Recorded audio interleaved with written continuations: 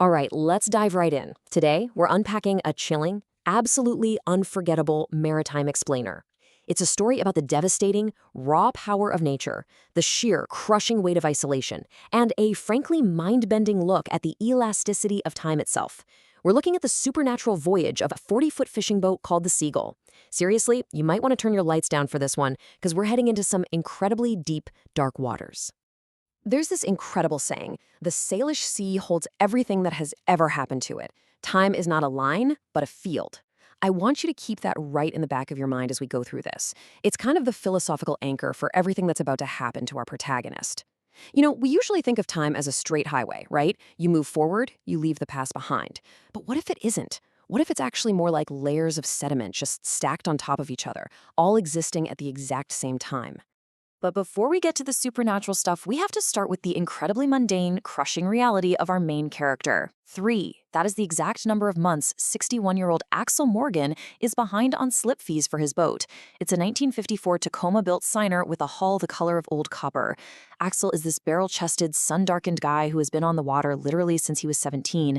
And right now, he is drowning in red ink. The salmon runs are totally unpredictable, the charters have completely dried up, and this financial pressure is keeping him wide awake at 3 in the morning. And that sheer desperation leads to a massive gamble, running solo. Axel's regular two-man crew, a macaw kid named Trevor and a retired teacher named Gordy, well, they've already taken other work for the season. So when an old rival of his named Chet Barnes offers him double the standard rate to take a corporate tech group out for a weekend charter, Axel basically has to say yes. It's a lifeline. He'll completely clear his debts in just 2 days. But taking a 60-year-old boat out into the Pacific Northwest entirely alone, that is a massive, incredibly dangerous gamble. Now, the sensory details of that morning are absolutely crucial. It's Friday, 04:30 hours. As Axel casts off the dock lines, he notes the sky is the color of a bruised plum. Not some romantic wine-dark sea situation, but something inflamed and ugly. Axel has been reading the weather his entire adult life, right? He sees the atmospheric machinery stalling and building offshore. He knows for sure that an unnatural squall is brewing. The Coast Guard is out there issuing small craft advisories calling for seas building to 14 feet. But that debt is heavier than the storm warning, so he pushes the throttle forward. And the escalation that morning is just absolutely chaotic. At 04:30, he departs. By 06:15, 22-knot winds are whipping up the strait. And then, at 08:47, complete catastrophe. The Seagull's heart just stops. We're talking total electrical and engine failure. The depth sounder, the GPS, the emergency beacon, all completely dead. He is 18 miles from shore. And looking out the glass, he sees the storm steepening into these massive obsidian mountains of water. Lightning is fracturing the sky. The thunder literally physically compresses his chest. And then, the monster wave hits broadside. The boat rolls past 90 degrees and just keeps going. The world turns completely upside down. For 4 horrifying hours, Axel is trapped inside the inverted cabin, clinging to the overhead pipes, which, by the way, are now the floor, in a terrifying 6-inch air pocket. It's pitch black. The water's freezing cold. He can hear that old 1954 hull groaning, like the ocean is actively trying to dismantle the ship rivet by rivet. In the dark, he's thinking of his ex-wife, his daughter down in Portland, and just the beautiful morning light of the marina. He's literally talking to the boat, begging her to hold on. And then, out of nowhere, a final massive swell hits from below. The boat shudders, torques, and violently snaps right back upright. Axel is thrown to the deck, seeing stars as water just pours from every single surface. But as he's lying there, he realizes something totally impossible. The storm is gone. The sea is completely flat. It's this eerie, artificial stillness. It's a silence so absolute, so profound, it feels kind of like that ringing in your ears right after a loud explosion. He pulls himself up and steps out onto the deck, into the cold, completely clear morning light. He scans the southern shoreline, fully expecting to see the familiar Olympic Peninsula. I mean, he knows this geography by heart, the rampart of mountains, the clear cuts, the glint of rooftops. But instead, he is met with this jagged, primitive reality. The shape of the land is right, sure, but it has been entirely stripped of human infrastructure. It is this dense, untouched wilderness that looks like something straight from before memory. His very first thought is that he's got to be hallucinating, but the deck under his boots is solid, and the sun on his face is real. Now, Axel doesn't panic. He just gets right to work. Spending 2 grueling days down in that pitch-black engine room, he maps out the catastrophic electrical damage. The main bus bar, totally fried. 2 house batteries are completely dead. But he has one surviving starting battery, so he comes up with this desperate, honestly brilliant plan. He wires the dead batteries in parallel with the starting battery to increase the overall capacity just enough to deliver a sustained current. He spends 4 hours wiring this whole thing up with shaking hands, raw fingers, and a cracked multimeter. He turns the key, the starter groans, it slows, it groans again, and then, with this heavy rattle that shakes the entire old wooden hull, the 60-year-old diesel engine actually catches. It roars to life. Axel literally yells out to the empty sea, "Yes, you beautiful, stupid, magnificent machine, yes!" It is this moment of pure, totally exhausted emotional triumph. He has mechanical power again. But the shoreline outside is still primitive, still impossible. So he asks himself the most logical next question. Where is Neah Bay?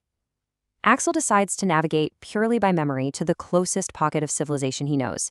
He knows the approach to the Makah tribe's community blindly. He knows exactly where the breakwater should be, where the commercial fishing docks sit, where the Coast Guard station anchors the bay.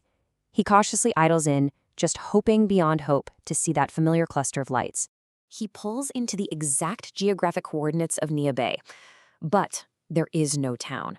Instead of modern breakwaters and a busy Coast Guard station, he finds clean driftwood, untouched kelp, and a solitary, massive bald eagle perched in an ancient Sitka spruce exactly where that station should stand. It's pristine, untouched. It looks as if a human foot hasn't stepped there in centuries.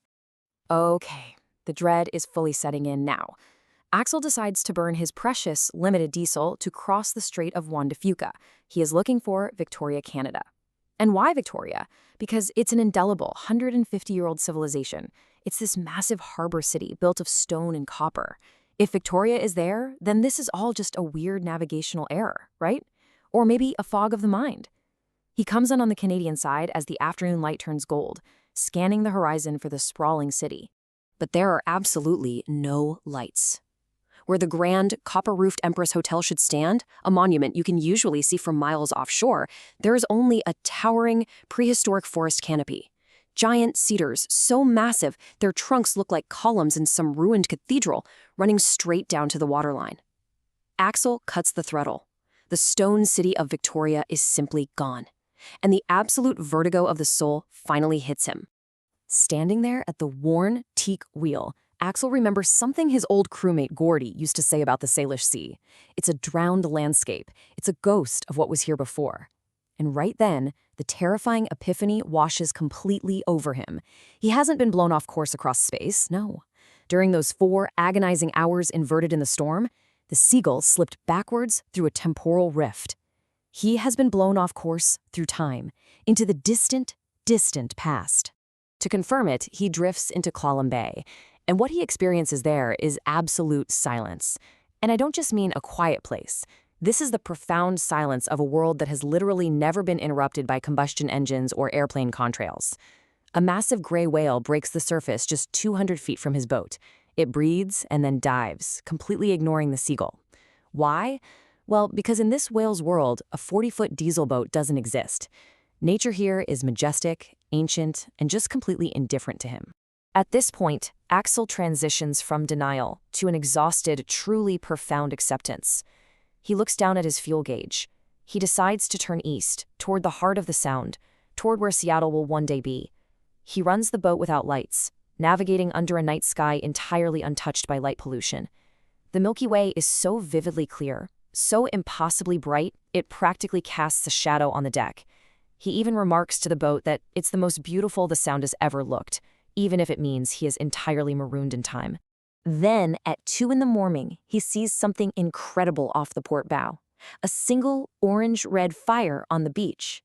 It's an indigenous campfire from 10,000 years ago. In the absolute quiet, he imagines he can hear faint voices carrying over the water. And he realizes the ultimate irony here. He thought he was looking for ghosts of his world, but to the people sitting around that fire, who have never seen a diesel engine or running lights, he is the strange ghost haunting their pristine world. He doesn't go ashore. He knows he doesn't belong there. He is a man of his own time, intrinsically tied to a ship. He just watches the fire for a long time, the only human light in a vast ancient darkness. And as he pushes the throttle forward, idling the Seagull slowly eastward into the night, he whispers a final send-off to the distant campfire. Good night. He chooses to move forward, alone with his boat, into the complete unknown. This incredible journey brings us right back to our beginning, back to this concept of time as a field. It's such a beautiful, poetic lens through which to view history. The Salish Sea doesn't just remember the past, it literally holds it.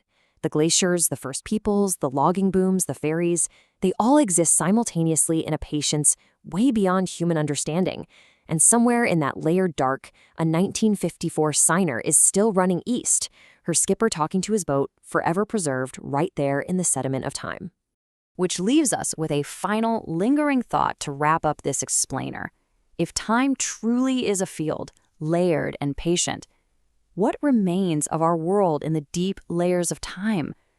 When the noise of our busy civilization finally fades, are we just another thin layer of sediment waiting to be glossed over by the vast memory of the natural world?